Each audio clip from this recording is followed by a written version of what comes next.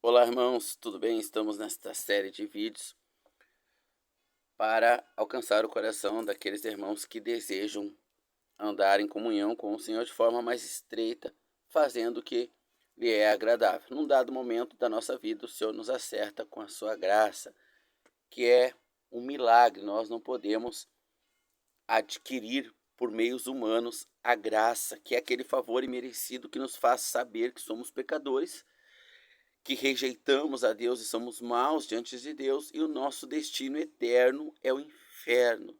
E essa graça nos apresenta, junto com a sentença, um escape, uma solução para sairmos dessa condição, que é o nosso Senhor Jesus Cristo como nosso Salvador. O que cabe a nós é a responsabilidade de responder a essa graça. Então, como nós vamos responder a essa graça, cabe a nós, mas alcançá-la não nos é possível. Hoje nós temos uma religião cristã, a grande casa, espalhada pelo mundo, que ensina como alcançar a graça, né? Que é algo totalmente impossível. Ensina os homens como alcançar as bênçãos, começando aí pela, pela religião ou igreja, né? Denominada católica, que no seu início era muito forte ali o pagamento de indulgência. Então as pessoas pagavam indulgências, né, para garantir a sua vida eterna. Após a morte, os familiares pagavam um purgatório. Há famílias que deixaram heranças no seu testamento ali para a Igreja Católica ir recebendo mensalmente, para que essas pessoas lá no inferno saiam de lá pelo pagamento desse purgatório. Então a religião cristã se desenvolveu, cresceu, se tornou essa grande casa onde há vasos de honra e há vasos de vergonha. E aqui na epístola de Judas, o amado irmão fala: Amados, procuro-vos exortar com diligência, escrevendo mais uma vez para exortar-vos a batalhar pela fé dos santos. Então é difícil nós mantermos uma fé pura. Aqueles a quem o Senhor chamou, ele também capacitou. Agora, cabe a nós, no nosso eu responsável, a resposta que daremos a essa capacitação.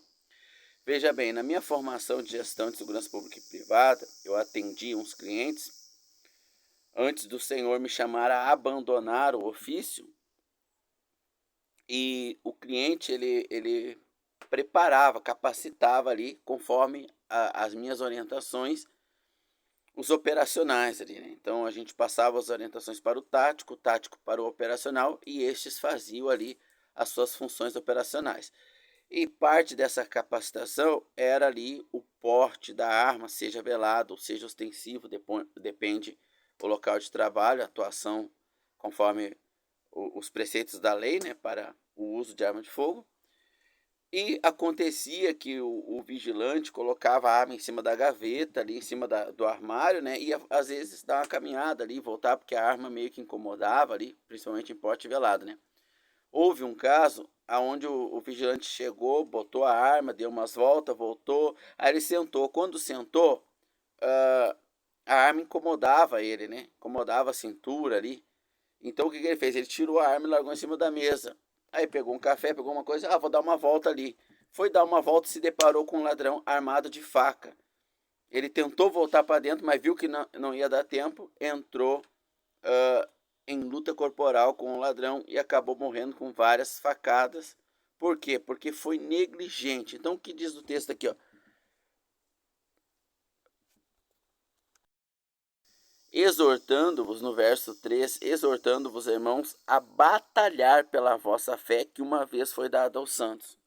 Então a fé ela é um dom de Deus, não cabe a nós consegui-la. O vigilante ele não foi lá e se esforçou para comprar aquela arma, ele trabalhou, fez uma hora extra, né? Fez um bico por fora do seu horário de serviço para conseguir comprar uma arma de 5, 6 mil, ter o porte de arma, que no particular está em uns 6, 7 mil, mas no caso por empresa é o valor que a empresa paga, né? Tudo isso ele ganhou.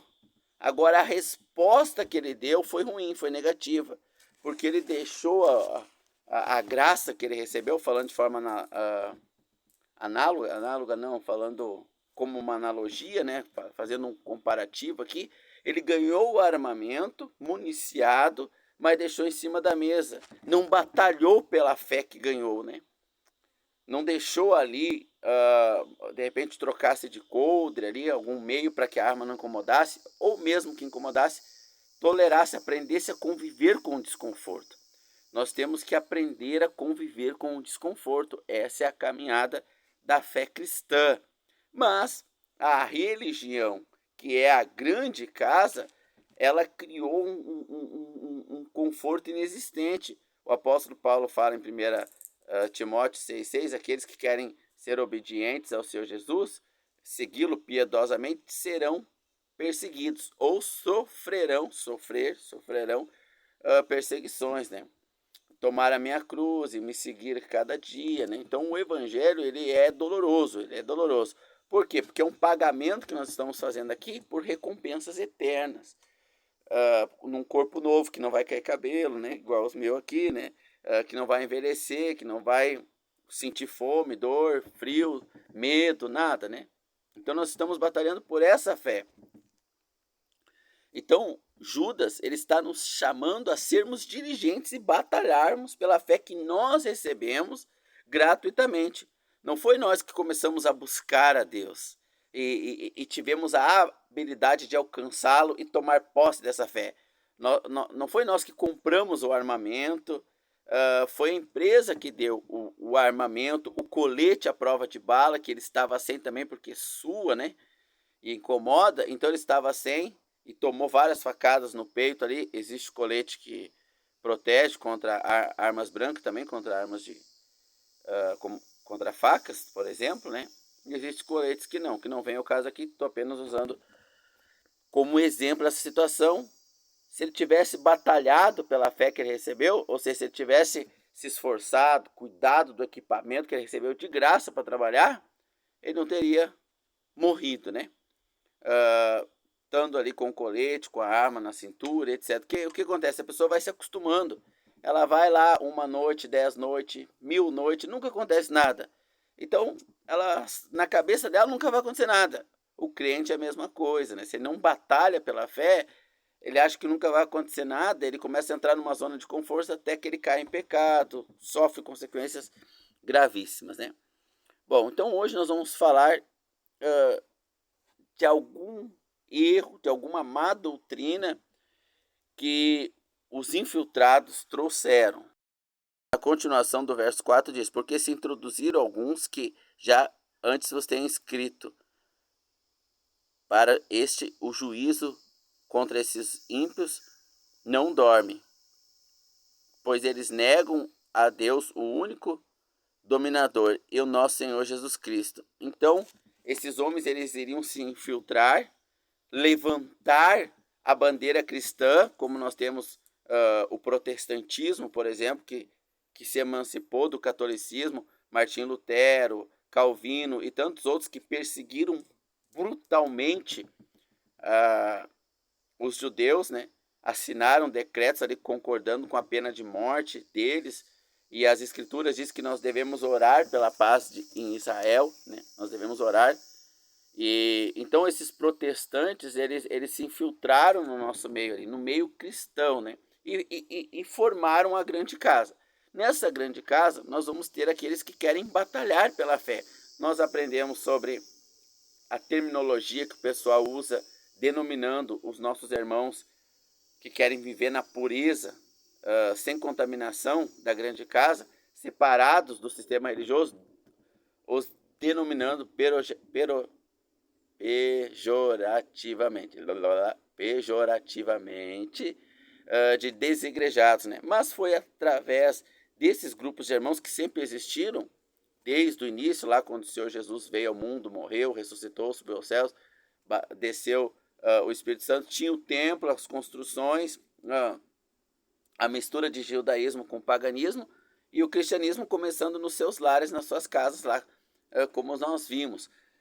Muitos irmãos se filiaram ao Estado, né, para conseguir benefícios de César, que tornou a fé cristã a fé oficial do governo romano, que era a maior potência da época, assim como os Estados Unidos tornou a fé cristã como potência mundial, mas sempre teve os irmãos de fora. Esses irmãos que trouxeram ali doutrinas como o dispensacionalismo, o orar e amar os judeus, protegê-los, que a grande casa, quando convém, utiliza, né? Então, nosso objetivo é amar os nossos irmãos espalhados, seja lá eles por onde eles estão, e jamais negar que são nossos irmãos amados, embora às vezes eles tenham um comportamento que desagrada ao pai. Numa casa que tem 5, 6 irmãos, vai ter aqueles que vão fazer arte, o irmão mais velho vai dizer, o pai não gosta disso, etc. Mas não deixam de ser irmãos, né?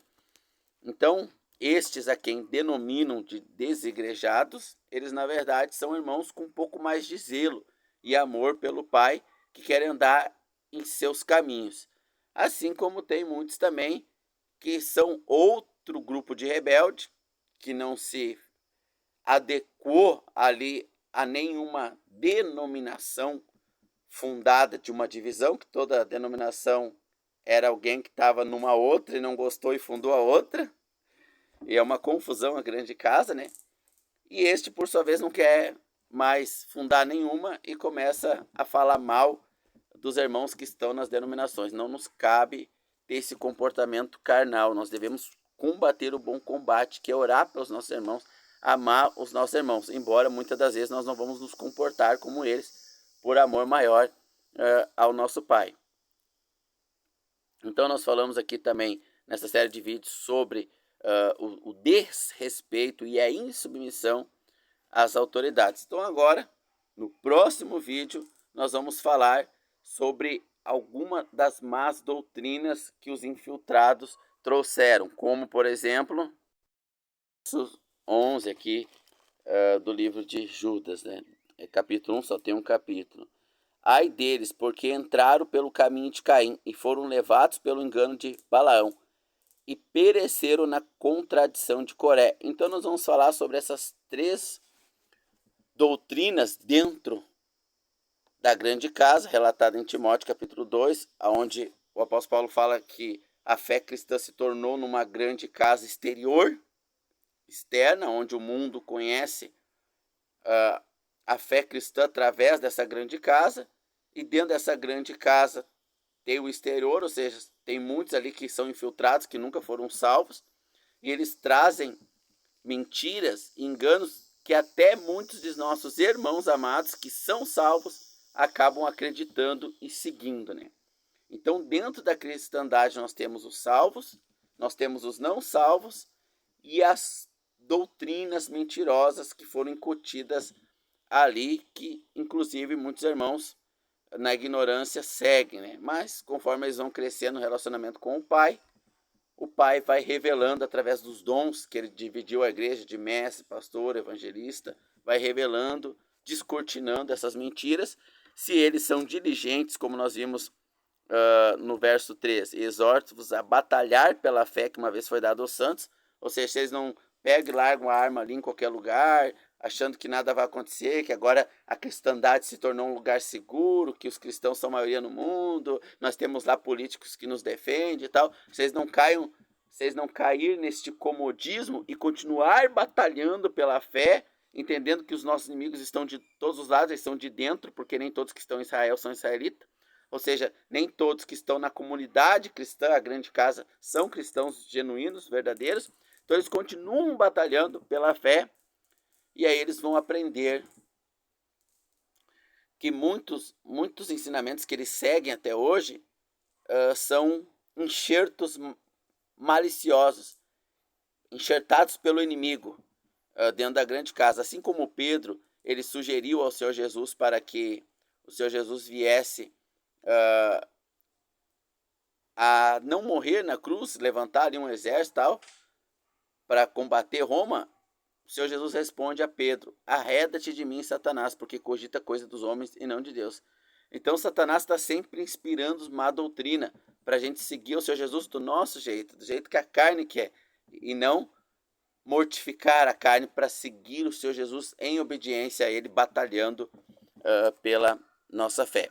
Então nós vamos ver aqui, como diz o verso 11, ai deles porque entraram pelo caminho de Caim, foram levados pelo engano do prêmio de Balaão, e pereceram na contradição de Coré. Nós vamos ver essas três má doutrinas, enganos dentro da igreja, como a maioria dos nossos irmãos e também não irmãos, mas denominados cristãos, seguem essas mentiras e colherão, ou já estão colhendo, ou já colheram as graves consequências. Então, até o nosso próximo vídeo. Se você gostar desse conteúdo, se inscreva no canal, toque no sininho, divulgue com irmãos esse vídeo, esse canal, ele é destinado a irmãos, a salvos, não é um canal evangelístico, então divulgue com irmãos, caso você goste. Deus abençoe a todos nós.